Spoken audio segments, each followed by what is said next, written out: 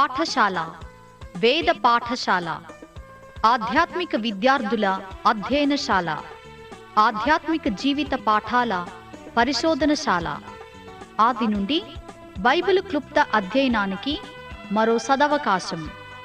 ఆయా వ్యక్తుల జీవిత పాఠాలు నేర్చుకునే మరో సువర్ణవకాశం.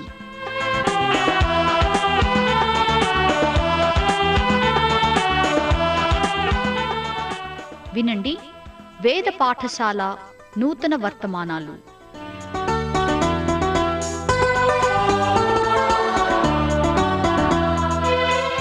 వేద పాఠశాల రేడియో శ్రోతలకు స్వాగతం.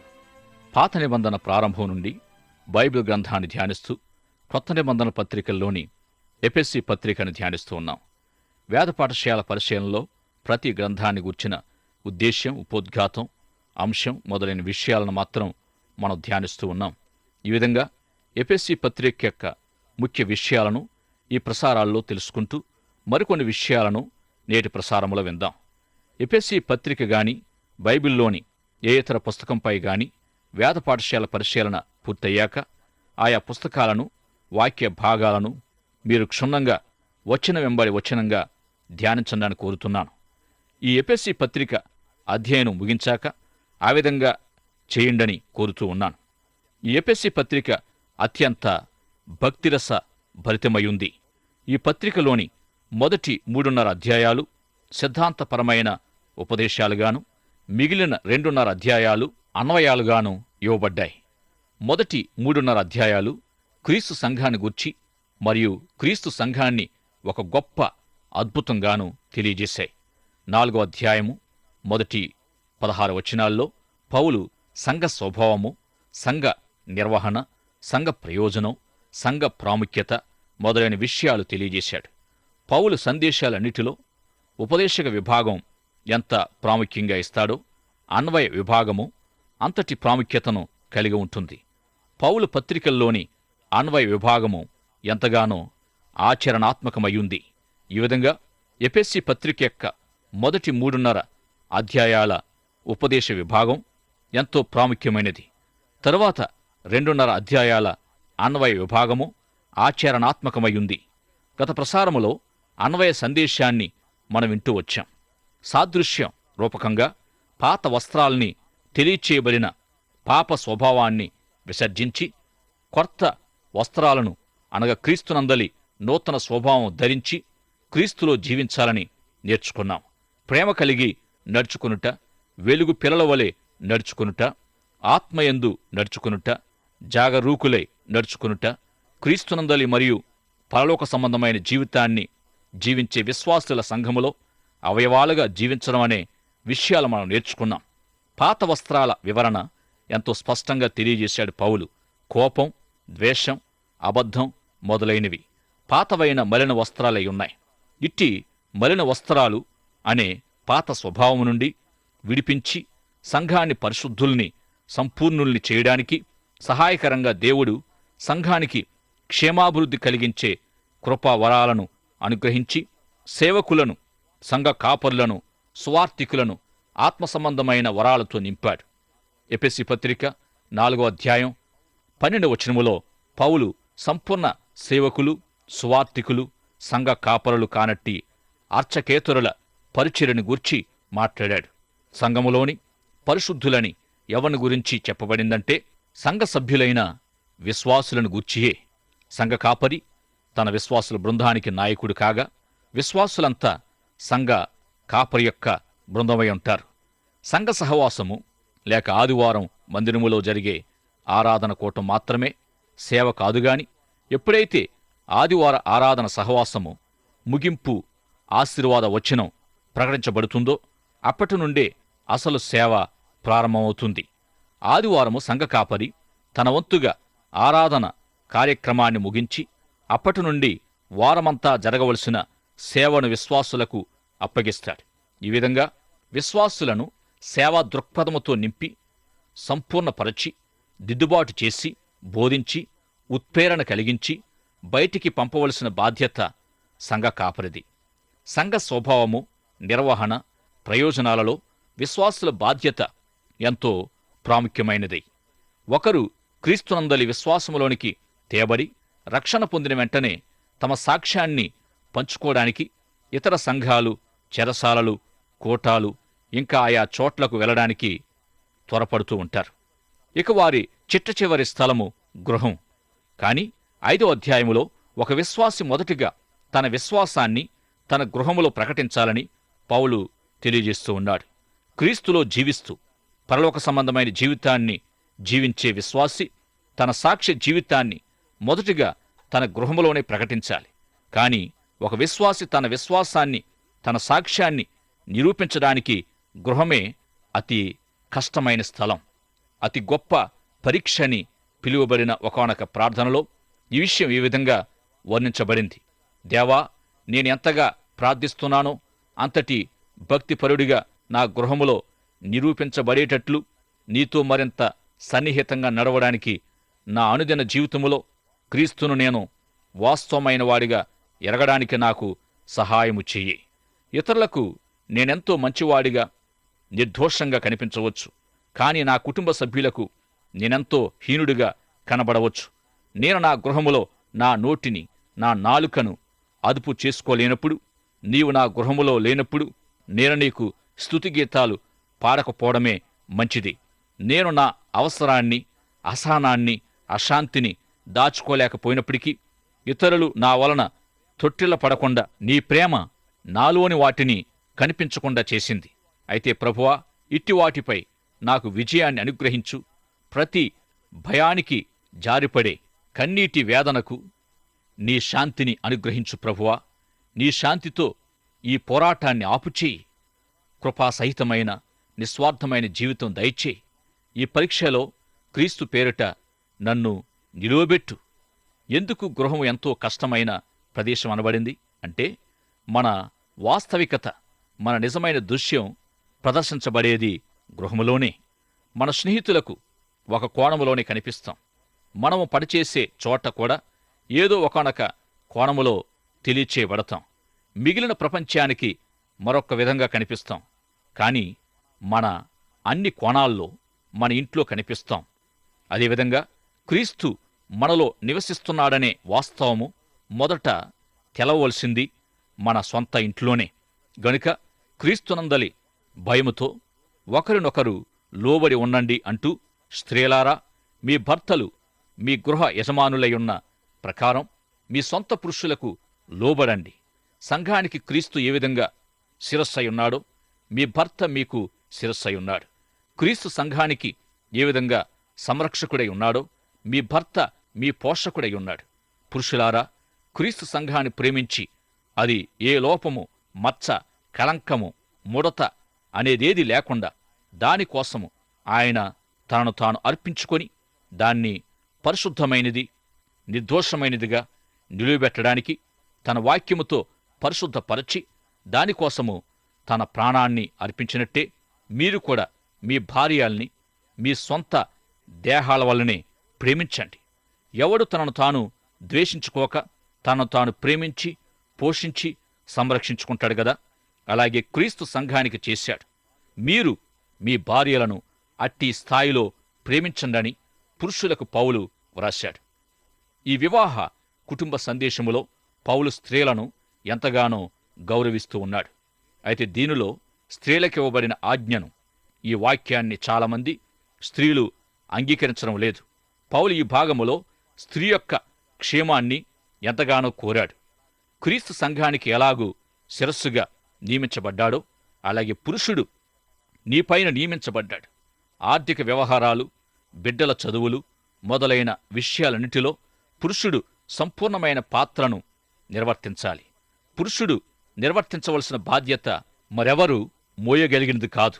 ఒకవేళ ఈ బాధ్యత అతనికి జటిలమైతే అతడు దేవుణ్ణే సంప్రదించాలి. స్త్రీ అతనికి సహకరించాలి. అంతేకాని ఆమె ఒక సమస్యగా తయారు కాకూడదు. పరిష్కారములో భాగంగా ఉండాలి. ఈ వివాహ అంశంపై పేతురు తన మొదటి పత్రిక 3వ అధ్యాయములో దేవుని వాక్యానికి విధేయత చూపని తమ భర్తలకు లోబడి వారికి తమ విశ్వాస మాదిరి చూపించాలి. తన భర్త తనపై అధికారం చేయడానికి, సంరక్షించడానికి విశ్వాస స్త్రీ అనుమతించాలి. సంఘం ఏ విధంగా క్రీస్తు అధికారాన్ని శిరస వహిస్తుందో విశ్వాస స్త్రీలు తమ అవిధేయ భర్తలకు లోబడాలి. ఈ పురుషులు తమ విశ్వాస భార్యల నడవడి గ్రహించగలిగేటట్లుగా ఈ స్త్రీలు నడుచుకోవాలి. ఎందుకంటే సంఘం పట్ల క్రీస్తు కలిగి ఉన్నట్టి గొప్ప బాధ్యత పురుషులకు కుటుంబాలపై స్త్రీలపై ఇవ్వబడింది. తన ప్రాణం ఇచ్చి క్రీస్తు సంఘాన్ని ప్రేమించాడు. క్రీస్తు సంఘాన్ని ఎలాగైతే ప్రేమించాడో అదేవిధంగా తమ భార్యలను పురుషులు ప్రేమించాలి. ఏ విధంగానైతే క్రీస్తు సంఘం కొరకు తనను తాను సమర్పించుకున్నాడో పురుషులు తమ భార్యల కొరకు తమ్మును తాము అర్పించుకోవాలి. పురుషులు తమ భార్యలకు బిడ్డలకు తమ్మును తాము అర్పించుకోవాలి. మత్తయి సువార్త 5వ అధ్యాయము చివరలో మీ పరలోకపు తండ్రి పరిపూర్ణుడై ఉన్నట్టుగా మీరు పరిపూర్ణులై ఉండండని యేసు ప్రభువారు బోధించారు. క్రీస్తు సంఘాన్ని ఎలా ప్రేమించాడో, ఎలా తనను తాను అర్పించుకున్నాడో, క్రీస్తు సంఘానికి ఏమై ఉన్నాడో పురుషుడు తన కుటుంబాన్ని ప్రేమించి అర్పించుకొని కుటుంబానికి శిరస్సై ఉండాలి. ఇది ఎంతో బరువైన లేక భారభరితమైన బాధ్యత. 40 సంవత్సరాలుగా వివాహ సందేశాలు సలహాలనిస్తూ కుటుంబ పరిచర్యలో కొనసాగుతున్న ఒక భక్తుడు తనకున్న గొప్ప సమస్య ఏమిటంటే భార్య తన భర్తకు లోబడలేకపోవడం కాదుగాని పురుషుడు కుటుంబములో తన స్థానాన్ని గుర్తించలేకపోవడం, తన బాధ్యతలను నెరవేర్చలేకపోవడం అయ్యుంది. కుటుంబం యొక్క ప్రతి కోణములోని తన యాజమాన్యాన్ని గుర్తించలేకపోవడం, క్రీస్తు ప్రేమ వంటి ప్రేమను, క్రీస్తు త్యాగం వంటి త్యాగాన్ని తమ కుటుంబాల నిమిత్తమై కలిగి ఉండకపోవడమయ్యుంది. ఈ విధంగా జరుగుతున్నప్పుడు భార్యలు లేక తల్లులు పగిలిన కుటుంబం యొక్క జీవితాల మొక్కల్ని ఏరి వాటిని సమకూర్చి తండ్రులు లేక భర్తలు నిర్వహించని బాధ్యతలను మోస్తూ ఉన్నారు. దేవుడు పురుషునికి నియమించిన బాధ్యతలను ఈ విధంగా అనేక మంది స్త్రీలు మోస్తూ ఉన్నారు. దేవుడు తన చిత్తాననుసరించి చేసిన కుటుంబ ఏర్పాటులో స్త్రీ పురుషులు వారి వారి బాధ్యతలను విసర్జించి కుటుంబ జీవితము కొరకైనట్టి దేవుని ఆజ్ఞలను నిర్లక్ష్యపరిచినప్పుడు అనేక సమస్యలు ఉత్పన్నమవుతాయి. మన వేద పాఠశాల ఆంగ్ల బోధకునికి తన స్నేహితుడొకడు ఒక దేశము నుండి స్త్రీ పురుషుల జత చేయబడిన చెక్క బొమ్మను ఒకదాన్ని మన బోధకునికి బహుమతిగా ఇచ్చాడు. ఆ బొమ్మ యొక్క విశేషం ఏమిటంటే ఇద్దరినీ ఒకటిగా కలపడానికి 5 పేటల గొలుసు ఉపయోగించబడిందట. సువార్తల అధ్యయనములో స్త్రీ పురుషులు ఒక్కటిగా చేయబడడం దాని గూర్చి మనము తెలుసుకోబోతున్నాం. అయితే ఏ విషయాల్లో ఏ విధంగా ఏ ఉద్దేశముతో వారు ఒకటిగా చేయబడాలి? మొదటిగా వారు ఆత్మలో ఆత్మ సంబంధంగా ఒకటై ఉండడానికి, మానసికంగా ఒకటై ఉండడానికి, శారీరకంగా ఒకటై ఉండడానికి ఐక్యపరచబడ్డారు. ఈ విధంగా వారొక్కటిగా చేయబడే ముందు క్రీస్తుతోనూ దేవునితోనూ ఐక్యపరచబడిన వారై ఉండాలి. అంటే క్రీస్తు వారిలో జీవించేవాడై ఉండగా ఆయనతోటి పరలోక సంబంధమైన జీవితాన్ని వారు జీవించగలగాలి. దేవునితో వారు కలిగి ఉన్న సమాధాన స్థితిలో నుండి పరలోక సంబంధమైన ఆత్మ సంబంధమైన ప్రతి ఆశీర్వాదాన్ని పొంది దేవుని అద్భుత సంకల్పం మేరకు క్రైస్తవ గృహస్థ జీవితాల్ని వారు జీవించాలి. అయితే వారు క్రీస్తులో ఎంతవరకు జీవించగలుగుతారో అని దానిపైనే వారి గృహస్థ జీవితాల్లోని వారి సంబంధ బాంధవ్యాలు ఆధారపడి ఉంటాయి. 2 వేరువేరు జీవితాలను ఒకటిగా కలుపుతూ ఉండే గొలుసు ఏమంటే వైవాహిక జీవితంలోని వాస్తవాలై ఉన్నాయి. వారి తలలకు పైగా ఉండే మొదటి సంబంధం దేవుని తోటిదైన ఆత్మీయ సంబంధం. భార్యభర్తల ఏకత్వానికి వారు దేవునితో కలిగి ఉండే ఆత్మీయ సంబంధం ఒక పునాదిగా ఉండాలి. ఎడమ నుండి కుడికి వెళ్ళే మొదటి సంబంధం పరస్పర సంభాషణ, పరస్పర సంబంధం. కొంతమంది భార్యభర్తలు తమకెలాంటి సంభాషణ ఉండదు అంటారు, కానీ అది నిజం కాదు. కాకపోతే సంభాషణ విధానాలు వేరువేరుగా ఉంటాయి. ఇక ఏ విధానమైన సంభాషణ చేస్తూ ఉన్నాం అంటే దేని గూర్చి మాట్లాడుకుంటాం అనేది కూడా ముఖ్యమే. పెద్దగా మాట్లాడని వారు, కలుపుకోలుగా ఉండని వారు తమ కొద్ది మాటలతో లేక వారి మౌనంతో సహా ఏదో తెలియచేయగలరు. ఈ సంభాషణ సంబంధము కుటుంబ జీవితములో భార్య భర్తలను కలిపి ఉంచే పరికరమయుంది. అయితే ఇలాంటి వారు వ్యక్తపరిచే విషయాల్ని రెండవ వ్యక్తి వినగలగాలి. అంటే ఎదుటి వ్యక్తి మౌనములో సహా వారి నుండి మనము ఏదో తెలుసుకోగలగాలి. ఇక ఈ సంభాషణ లోపం ద్వారా ఉత్పన్నమయ్యే సమస్యలు చీకటిలో అభివృద్ధి చెందే సూక్ష్మ క్రిముల్లాంటివి. అయితే ఒకరితో ఒకరు సంభాషణ సంబంధాన్ని అభివృద్ధి చేసుకున్నప్పుడు వారి సహవాసపు వెలుగులో మనసు విప్పి మాట్లాడుకోవడం ద్వారా చీకటి క్రిములు నశిస్తాయి. ఇక ఎడమ నుండి కుడికి వెళితే రెండవ సంబంధం ఒకరితో ఒకరికి పొసగిన స్థితి. ఒకరితో ఒకరు పొసగి ఇండుట వారి ఏకత్వానికి నిదర్శనమయుంది. ఈ స్థితి వారి జీవిత విలువలకు సంబంధించి ఉంటుంది. జ్ఞానయుక్తమైన వైవాహిక జీవితములో ఒకరితో ఒకరు పొసకి ఉండడం ఎన్నో స్థాయిల్లో కనిపిస్తుంది. ఏకత్వానికి నిదర్శనమైన పొసగిన స్థితి కుటుంబంలో ఎన్నో దశలను కలిగి ఉంటుంది. వైవాహిక జీవితములో భార్యాభర్తలను ఏకత్వములో కలిపి ఉంచే మూడవ సంబంధం ఏమిటంటే ప్రేమ. ఈ ప్రేమ కొరింథీ మొదటి పత్రిక 13వ అధ్యాయములో చెప్పబడినట్టిదే ఉంది.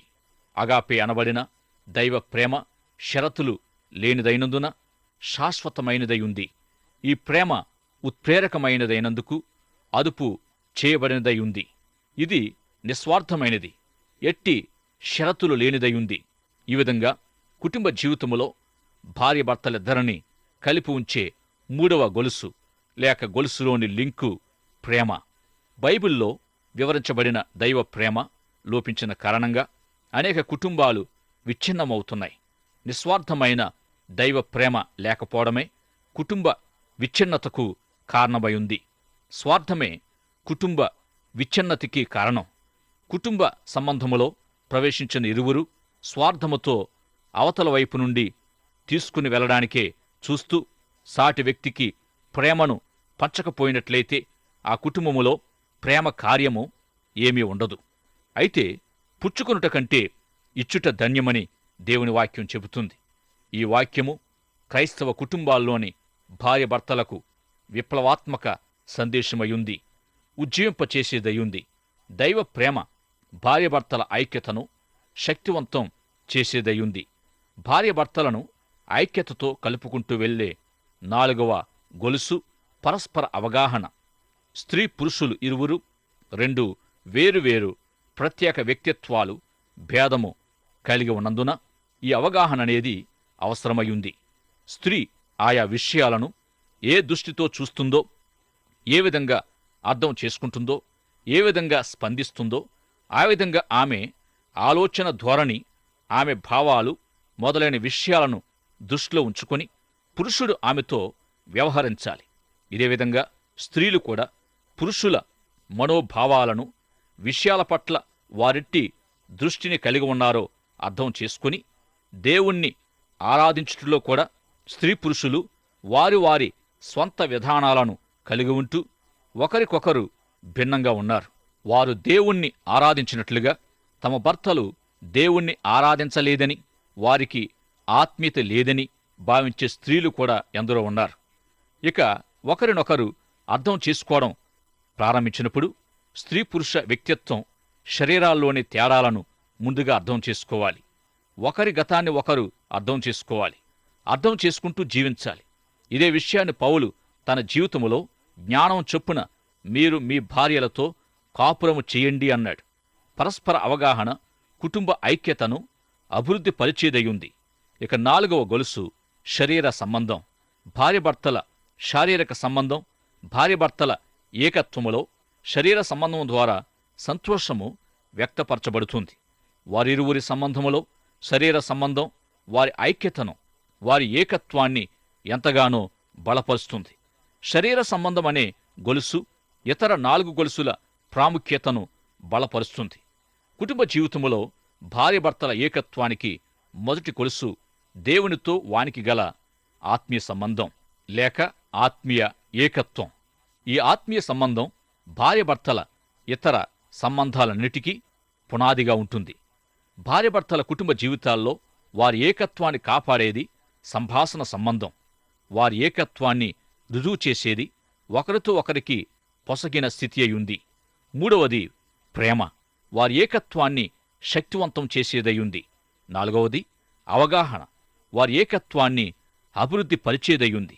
ఐదవది వారి మధ్య నుండే శరీర సంబంధం, వారి ఏకత్వానికి సంతోషాన్నిచ్చేదయ్యుంది. ఈ శరీర సంబంధానికి సంబంధించిన సమస్యలకు కారణం వారిలో ఏకత్వం లేక ఐక్యత లేకపోవడమే. ఈ సమస్యలకు పుస్తకాలు చదవడమో లేక వైద్య చికిత్స అనేవి పరిష్కారం కాజాలవు. భార్యాభర్తల యొక్క ఏకత్వం సంతోషకరమైన శరీర సంబంధం ద్వారా రుజువు పరచబడాలంటే ముందుగా వారు ఏకత్వాన్ని కలిగి ఉండాలి. ఒకరితో ఒకరు పొసగిన స్థితి కలిగి ఉండాలి. ఒకరినొకరు అవగాహన చేసుకోగలిగి ఉండాలి. ఈ లింకులన్నీ లేక ఈ గొలుసులన్నీ సరిగా లేనప్పుడు శరీర సంబంధం విషయంలో కూడా శూన్యం ఏర్పడుతుంది కదా. ఈ అంశాలన్నీ వైవాహిక జీవితాన్ని గుర్చిన దేవుని ఉద్దేశ్యాలను తెలియజేస్తున్నాయి. ఎఫెసీ పత్రిక యొక్క అన్వయ విభాగములోని 5వ అధ్యాయములో వైవాహిక జీవితాన్ని గుర్చిన గొప్ప సందేశాన్నిచ్చాడు. భార్యాభర్తలు కలిగి ఉండవలసిన విషయాలన్నీ ఈ భాగములో బోధించాడు. ప్రపంచములో అతి ప్రాముఖ్యమైన వ్యవస్థగా దేవుడు కుటుంబాన్నెందుకు ఏర్పరిచాడో, ప్రారంభం నుండి వారిని స్త్రీ పురుషులుగా ఎందుకు చేశాడో ఎఫెసీ పత్రిక 5వ అధ్యాయములోనూ మరికొన్ని ఇతర చోట్ల బైబిల్లో వ్రాయబడ్డాయి. వివాహము కుటుంబ జీవితాలకు పునాది. వైవాహిక జీవితానికి ముక్కోణం ఆకారం మరొక సాదృశ్యంగా వివాహానికి చూపబడింది. పైభాగాన దేవుడు, క్రింద 2 ప్రక్కల పురుషుడు, స్త్రీ ఉంటారు. వీరిలో ప్రతి ఒక్కరూ దేవునితో ఎంత సమీపంగా ఉంటారో అంతగా ఒకరితో ఒకరు దగ్గరవుతారు. 5-6 అధ్యాయాల్లో భార్యాభర్తల సంబంధంతో పాటుగా యజమానులు, దాసుల సంబంధాలతో కూడా ఇవే సత్యాలను పౌలు వారికి వర్తింపచేస్తూ ఉన్నాడు. ఈనాడు ఆనాడుండిన బానిసత్వ సమస్య లేదు. దేవుని కృప వలన మనం ఎవరికీ బానిసలం కాకపోయినా ఉద్యోగ రంగములో అధికార అనధికార వర్గాలు అను 2 ఉంటూ ఉన్నాయి. గనుక ఈ వాక్య భాగము ఉద్యోగ రంగములో విశ్వాసికి అన్వయింపబడుతూ ఉంది. ఈ వాక్య భాగము అన్ని దశల ఆచరణాత్మకమై ఉంది. జీవిత భాగస్వాములు లేక తల్లిదండ్రులు, పిల్లలు, యజమానులు, ఉద్యోగులు ప్రతి ఒక్కరూ అన్వయించుకోవాలి. ఈ విధంగా ఈ సందేశం యొక్క అంశం సంబంధ బాంధవ్యాల వస్త్రమయుంది. వారేమై ఉన్నప్పటికీ, వారెవరై ఉన్నా ప్రతి ఒక్కరూ ఈ విషయాలను అన్వయించుకోవాలని పౌలు కోరుతున్నాడు. పౌలు ఈ అన్వయ విభాగములో చివరగా ఇచ్చిన గొప్ప సందేశము ఆత్మల ప్రపంచానికి సంబంధించినదై ఉంది. ఈ ఆత్మల ప్రపంచములోని ఆత్మలన్నీ మంచివి కావు, మంచివి చెడ్డవి కూడా ఉన్నాయి. ఆత్మల ప్రపంచములోని దుష్టశక్తులు విశ్వాసికి, సంఘానికి విరోధులై ఉన్నాయి. అనునిత్యము సంఘం వీటితో పోరాటాన్ని కలిగి ఉంది. అయితే సర్వాంగ కవచాన్ని ధరించుకుని మరి పోరాడాలని పౌలు చెబుతూ ఉన్నాడు. పౌలు చెరసాలలో నుండి ఈ విషయాల్ని వ్రాసిన విధంగా ఆ సమయములో అతని చుట్టూ 2 రోమా సైనికులున్నారు. గనుక వారి వస్త్రధారణనే పౌలు ఉదాహరణగా తీసుకుని ఈ విషయాలను వ్రాశాడు. రక్షణ శిరస్త్రాణము, నీతి అనే మైమరువు, విశ్వాసపు డాలు, దేవుని వాక్యమనే ఖడ్గము, సమాధాన వార్తను పంచిపెట్టే సిద్ధమనసు అనే చెప్పుల జోడు, ఇట్టి క్రైస్తవ సైనిక దుస్తులు అన్నిటినీ ధరించి అంధకార సంబంధమైన దుష్ట శక్తులతో పోరాడాలి. ఆత్మయుద్ధములో మనం జయమొందాలి. మన స్వశక్తితో పోరాడి జయమొందలేం గనుక పరిశుద్ధాత్మపై మనం ఆధారపడాలి. ఆ విధముగా పరిశుద్ధాత్మపై మనం ఆధారపడి మనము జయమొందడానికి, ప్రభు కొరకు జీవించడానికి ప్రభు మనకు సహాయం చేయనుగాక. దైవాశీస్సులు. ఆమేన్.